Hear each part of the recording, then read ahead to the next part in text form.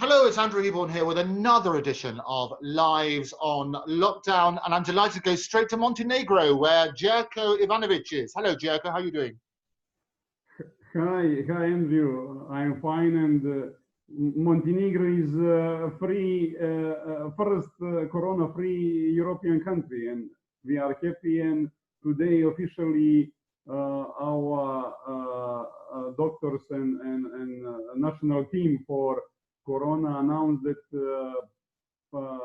pandemic is finished, and we are now open because we are a touristic country, and we hope that something will happen in next few months regarding tourists and visit and well, I think it's firstly, many congratulations on being the first country in the world to be corona-free. I think that's fantastic news.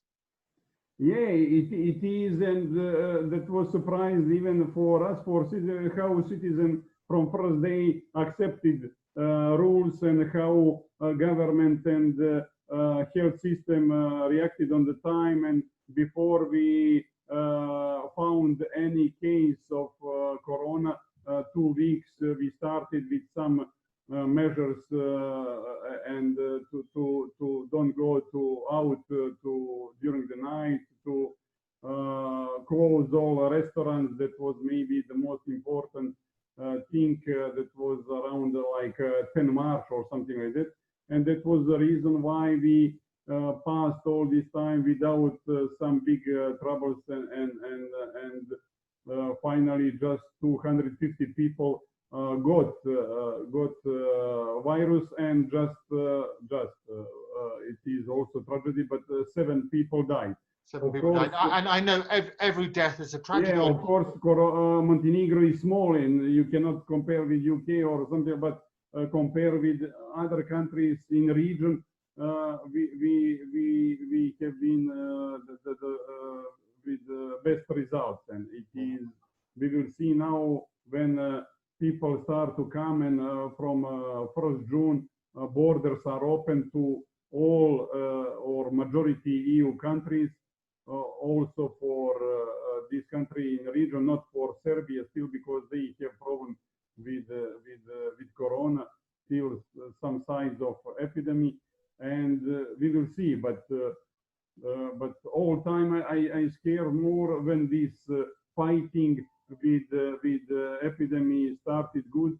I was thinking much more about economy and how we will survive when corona passed, and now you know that nobody knows what will happen in October, and all people from business here say that we will feel first problems in economy in September, October, not now, immediately after pandemic is finished. And now on the streets and restaurants, everything seems like before corona, and people are relaxed, and we will see. You know, it is more. And what I've been doing, Željko, as you know, is I've been traveling around the world, looking at how different countries have looked at things. I've been to Australia, we went to Barbados, we went to New Zealand, all throughout Europe, and everybody has approached it slightly differently. Tell me what Montenegro did and what lessons we could learn. What I already mentioned, I think that this fast and reaction on right time, and that measures which we, because you know, in Italy or in Spain, where we had in Europe the disaster and the war situation, problem was because officials and government didn't make some measures. Again, it is now question what happened in World Health Organization, and how China government delivered that information about virus. But in each country where government and officials and this national team who is fighting who should fight with corona didn't start on the time, and when allowed to, especially in some big events like football matches in Italy, even in England and everywhere, or some big events, it is, you know, all doctor said that this virus is characteristic because it is spreading in some unbelievable fast time, and if you don't stop it and discover that potential cluster of virus, you will lose, because that scala going up very fast, and in that situation any kind of health system and hospitals cannot take all these people who get virus, and after that you see even in this north part of Italy, where health system is the best in Italy, they completely was crushed and in big problems, because many people who has problem and who unfortunately finally died. What means that our health system is not so strong and fantastic, but it is relatively good, and this epidemiology department is very serious with good doctors, and they recognize that danger of virus even in January, and they started to follow that development around the world, and in right time they suggested to government, to prime minister and to officials to take measures, and thanks to that, in the right time we started, and we 2 weeks before we found first case, which was imported from Spain, some Montenegrin who was in touristic to visit Barcelona 10 days. When he came back, the doctors discovered that he has corona, but 2 weeks before that first case, and we already had measures like to close restaurants and to close schools, and to avoid to finish what was problem here, because this is traditional country, to stop organized funeral and weddings also, because here it is tradition, and every day you have funerals with 100 people who is going there, or weddings also every weekend especially. But government and this national team who was appointed to fight against corona, they taken that measures, and everything alive has been stopped, but it is something what was very important, and what after that stopped corona to spread inside the country and to be under the control. Right. So the secret was to act very quickly. Everybody was compliant, and you basically dealt with it. Restaurants closed, cinemas closed, schools closed. As soon as you found out, you acted very, very quickly.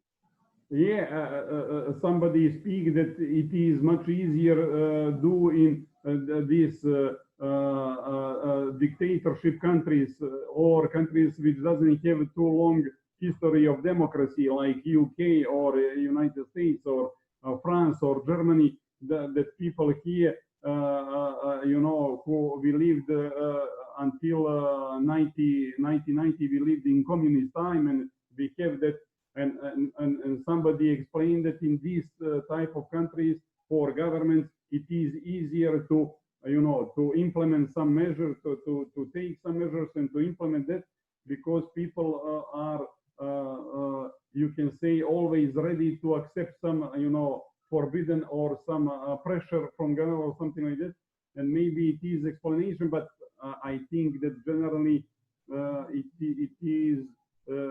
is just excuse for some EU governments to avoid responsibility why they delay. And when, for example, in Italy or in Spain, when they have seen that they delayed with measures and that epidemic is spread in all north of Italy, they start to speak, we are not China, in China communist system, and it's very easy to stop everything, to close everything, but I think that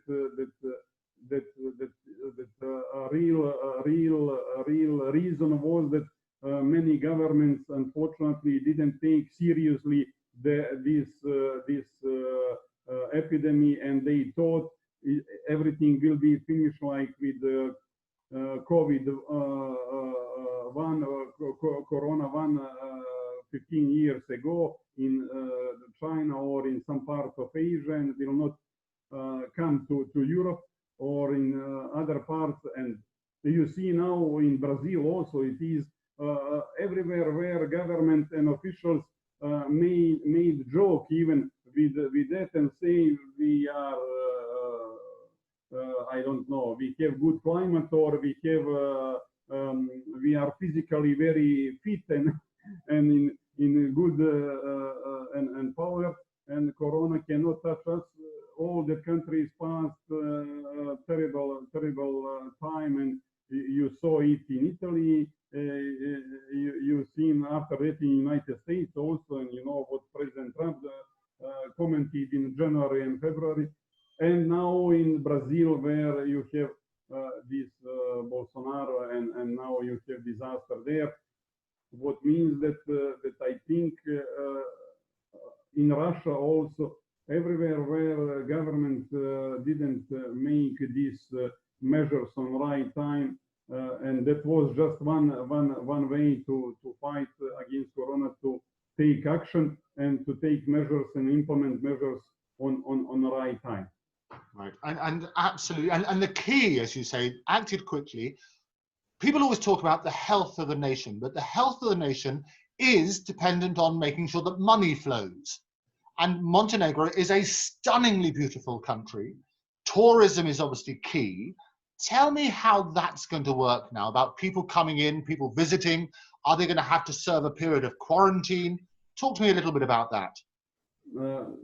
You know, now we have also this national team who fights against epidemic. They propose some measures, and they found that countries which have less than 25 corona cases on 100,000 people, they could be treated like corona-free, or countries which fight it with corona in right way. And from that countries, people can come now to Montenegro without any permission or without any test or to go to quarantine or self-isolation. No, they just come here and they will, on the border, on airport or on the border, if they come with car, they will just get from border police some instruction about with the contact about you know, general information about corona, and if they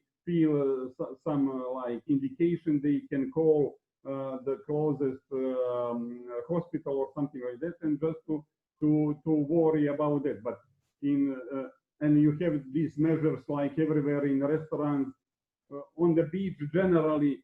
But for example, last weekend I've been on the beach, and unfortunately for this time just has been a few hundred people. Normally there are thousands in the end of May and June, but everybody was relaxed and like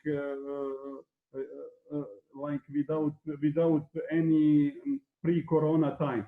But in for economy and for especially hotels and all touristic, because tourism is more than 25% of our GDP, and it is a big problem. And pre-season, what means April, May, it's completely killed, and I think 80 or 90% of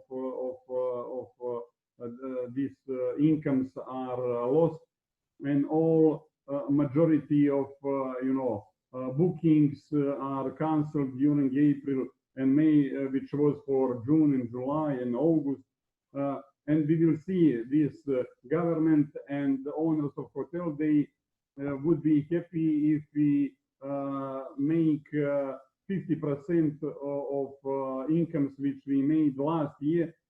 Last year has been like 1.2 billion euro, what is huge money for Montenegro and Montenegrin budget. And they would be happy if they make this season 50% of that. But I think it is a very optimistic forecast, and I spoke with many owners owners of hotels and restaurants, they said that they would be happy if they take just 30% of last year incomes, and it would be enough to cover, to be on the zero and to cover this basic cost which they have for their businesses.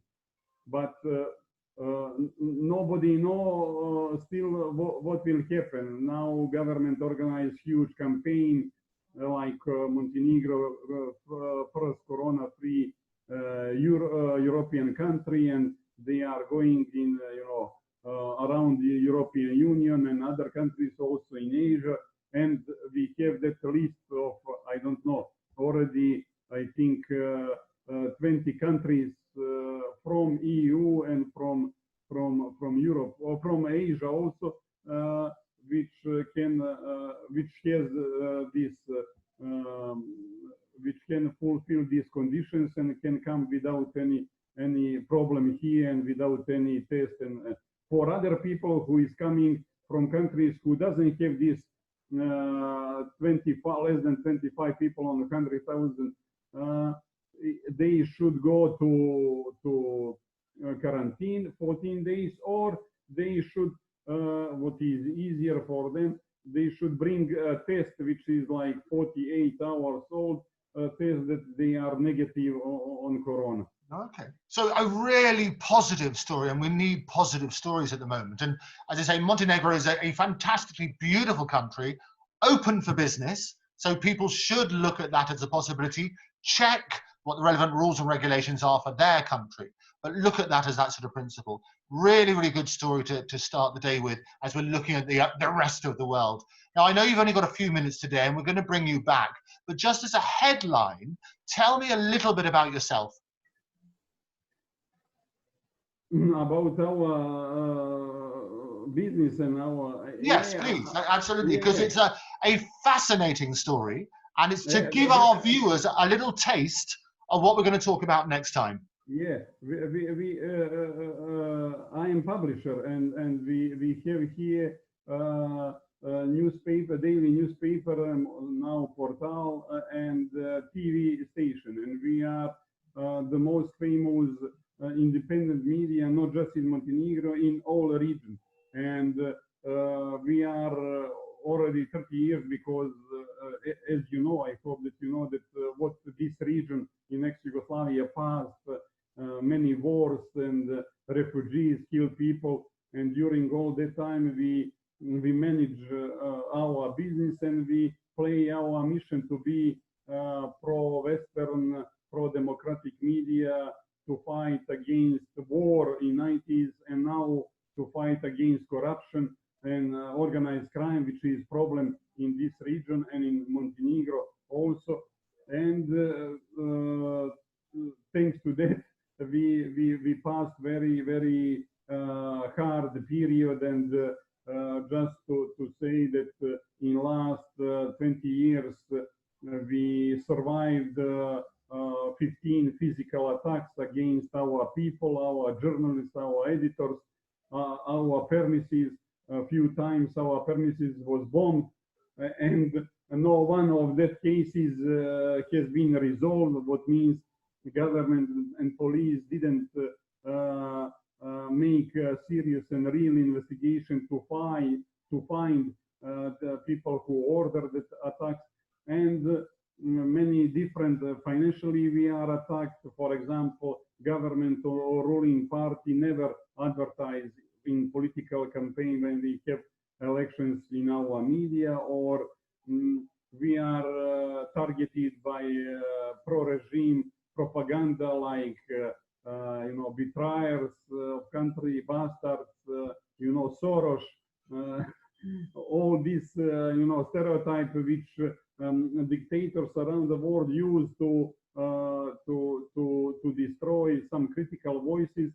It's like in Russia or in China or in Hungary or even in Poland, or in Brazil. In all these type of countries, we have here similar problems. But we started 30 years ago with our media, like to be missionary and to be somebody who will protect public interest and who will do watchdog role, what is sense of independent and real media to protect public interest of any possible abuse of politicians or businessmen or any strong and powerful people in this country.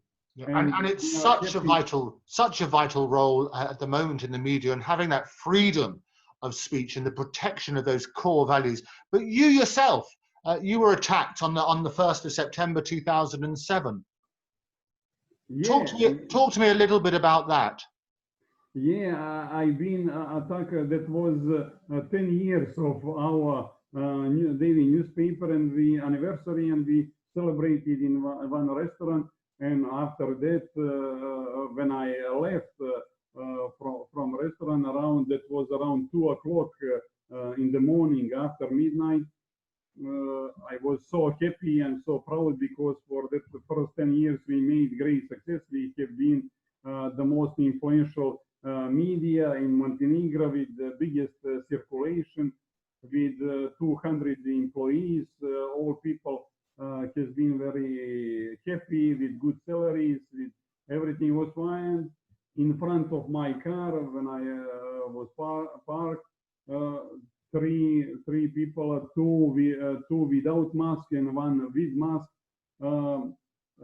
attacked me and beat me with the wooden sticks, like I don't know, 40 seconds, and I succeed to escape and hopefully survive. And until today, nobody know who has been that attackers, who has been people who pay them. And in days and weeks after that physical attack, police made theater and completely false investigation just to hide any possibility to find attackers and people who order that. But it is unfortunately what I said. After my case, we had another 14 different cases against my colleagues, editors, journalists, and it is a story about, it is price which you have to pay this type of countries. In Russia, that few journalists was killed. In even now you have in European Union, in Malta, in Slovakia, in last few years you have also killing of investigative journalists. Even today we publish a story from German weekly Spiegel that police discovered that some minister of I think agriculture or something like that in Malta is European Union country, paid 350,000 euro to these guys who organized killing of that journalist, investigative journalist in Malta. And also last year, police, fortunately in Slovakia, found people who killed their investigative journalist and his girlfriend in 2018. And because that all government, all cabinet was resigned, and also some politicians and mafia and so-called businessmen, but it is real mafia guys who is involved in some dirty businesses. They organize that killing and they pay that killers there. What means in all these countries which doesn't have so long tradition with democratic standards, values, freedom of speech, you have problems like that, and you unfortunately you have stories like this, which I explained for our case. Yeah, and I think the reality is the freedom of the press is so essential to any democracy. And that what we have to do is to make sure, and I always say this, is that we have to question everything. Because I think the way that we get the media at the moment is what I say to everybody, is that we look here, we look at the BBC, we look at ITV, we look at CNN, we also look at RT, Russia Today, we look at Al Jazeera, and between all of those, the truth lies, doesn't it? Because you have to get your sources and making sure they're verified sources to make sure that you question everything and make sure that the stories are told in the proper and truthful way. Yeah, it is. Maybe this is the worst and most difficult time for journalism like profession and for real free media, because all these things which you mentioned, you have,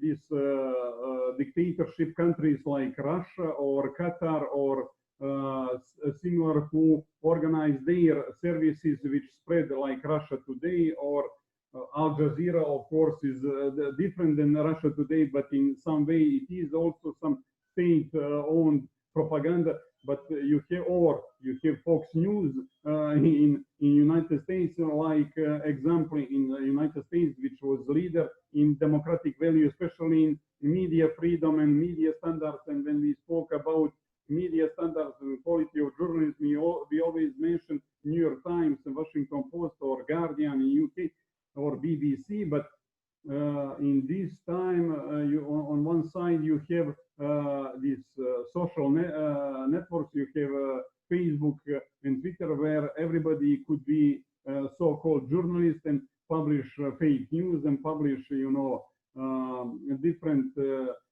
different paranoid and theory of conspiracy, and put it like right information. You have unfortunately tragical and non-serious leaders like President Trump is, who is calling serious journalism and newspaper like New York Times fake news, and who is doing every day on Twitter some kind of propaganda in fake news. And what means you have a lot of today publishers and journalists has a lot of challenges to survive this period. First, survive financially, and after that survive with this mission to always question, and to always question because the public interest, and because to stop any powerful people to abuse power and to put society and country in some kind of dictatorship. But I scare that this process and these developments which we have around the world going in some bad way, and a lot of exams show that true has big challenge. And already you have this philosopher around the world, most famous, who already has these theories and explanation about a new phenomenon which called post-truth. What means now we can even that what was clear 20, 30, 50 or thousands years, what was clear, what is true and what is lie. Now you have discussion about that. Now these people who want to abuse power and who want to destroy freedom of speech and media, they use that post-truth. What fantastic in one tweet explained President Trump, who tweeted a few months ago that even if I killed people on the streets of I don't know, Washington DC, and if somebody or me recorded that and put it on Twitter and say I didn't do it, majority of my followers will believe me, even that everybody has seen that I did it. What means it is some kind of nightmare when we start to think where this world is going, and what and how truth and responsibility and quality journalism will survive these many obstacles and many problems. No, you're absolutely right. And in this day and age, when you can get deep fake and you can fake videos and you can have those sort of stories where, as Goebbels said, if you tell a lie often enough, it becomes the truth. I think what is really essential and what I'm really pleased about this medium And I've been on RT, I've been a presenter, I've been interviewed on RT, I've been on Al Jazeera, all the channels that I've mentioned. The key is for everybody to question everything. And the more we can have a direct relationship with people around the world, with journalists on the ground telling their version of it, the more that we're going to be in a better position to ensure that the truth gets out.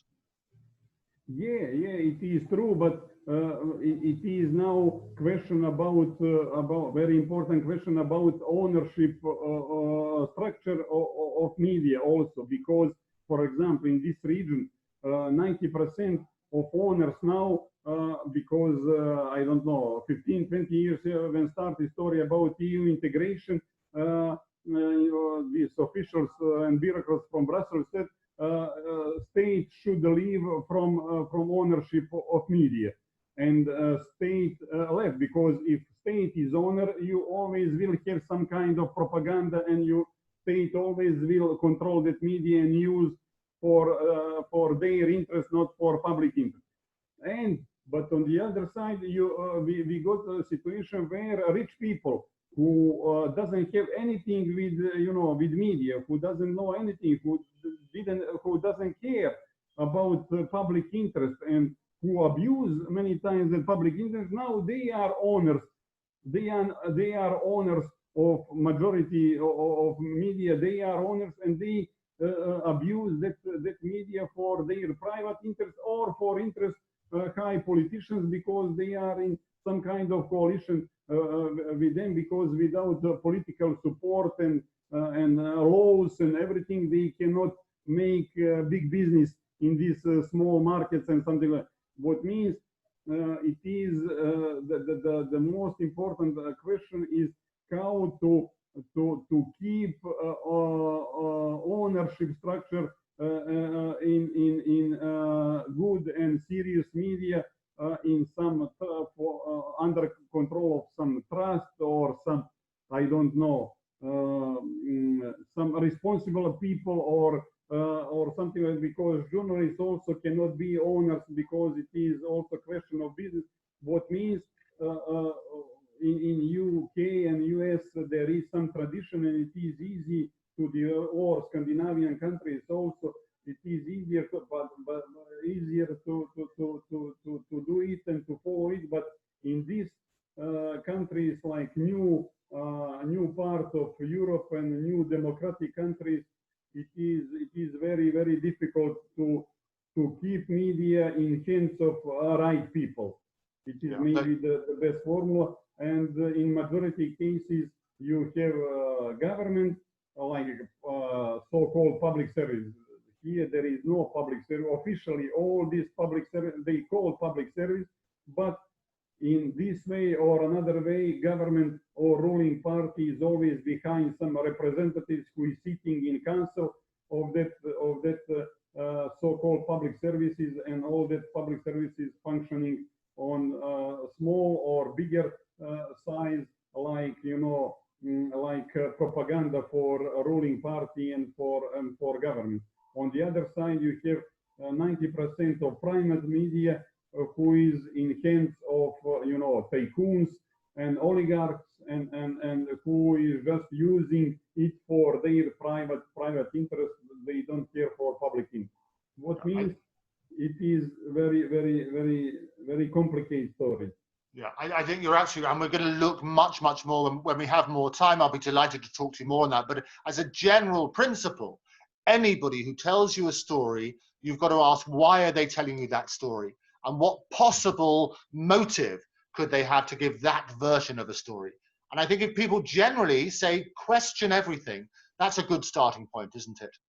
Yeah, of course. And like in any story, to have both sides, and to ask and to give chance to each part of some story to express their position, their view. It is basic formula of journalism and this job. But in this new time, you have people, politicians, tycoons,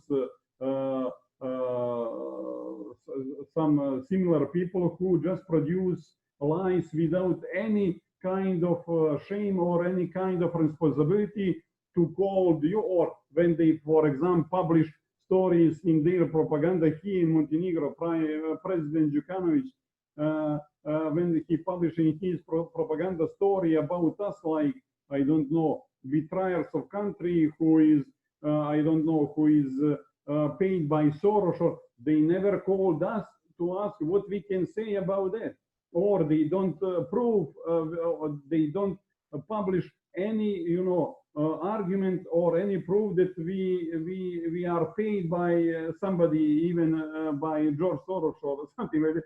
What means it is just propaganda, and they just want to destroy your credibility and to try to show you on public and for ordinary people like somebody who is not independent media, independent journalist, who is doing something just for his own private interest or something like that. And in this situation, you know, it is there is very famous sentence of Mark Twain, a very famous writer, American writer, who said once 200 years ago, who was writing, when truth start to take shoes, lie already go around the world.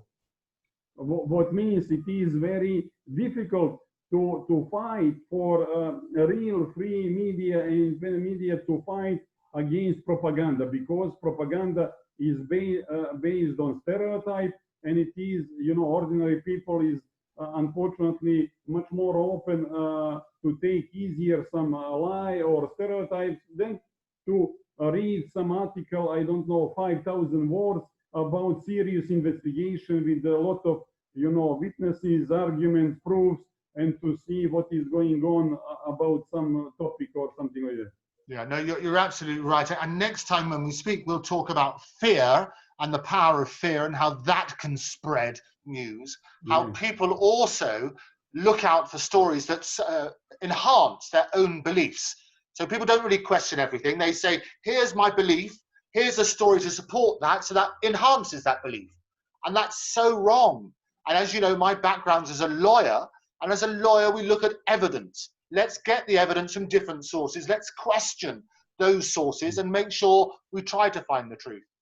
Like example, what you said, the illustration is very good in our situation here, because there is another daily newspaper which called Dan, what means day here.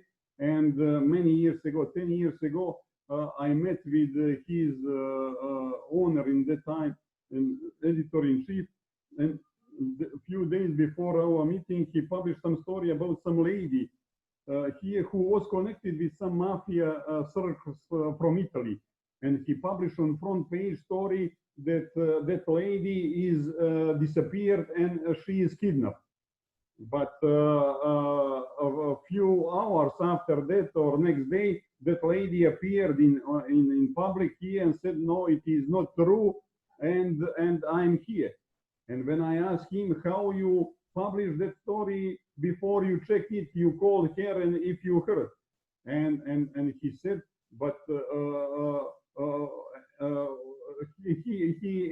he said to me with question like, what do you mean? What is sense of journalism?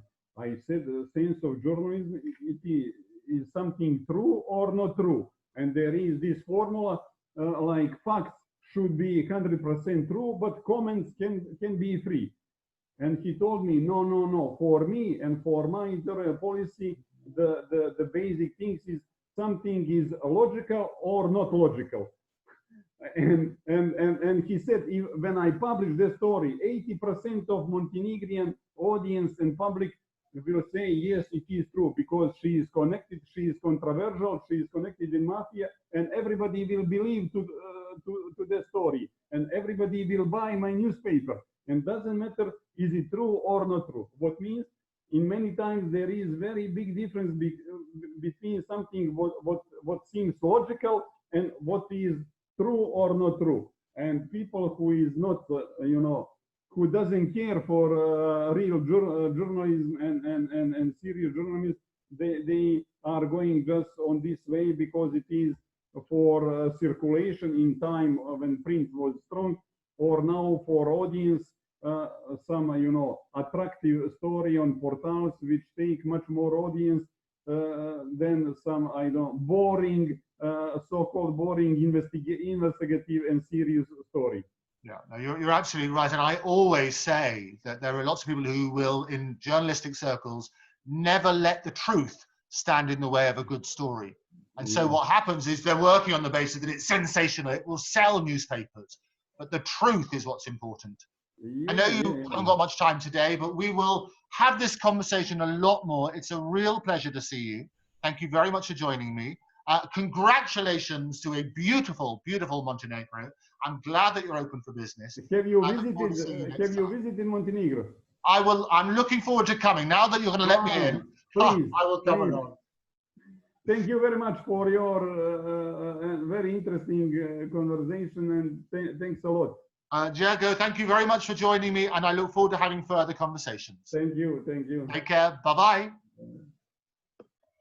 So thank you very much to my guest, Željko Ivanovic, and congratulations to Montenegro, a beautiful, beautiful place. I'm delighted that they are corona-free. Look forward to discussing with him further. If you have any comments on any of this, write to me at lol, that's LOL, @octopustv.com, or put your questions or any comments that you may have in the comment section below. Don't forget to subscribe to Octopus TV for more of the same. And don't forget, whatever happens, question everything. I've been Andrew Eborn. You've been great. Thank you very much indeed for joining me. Take care.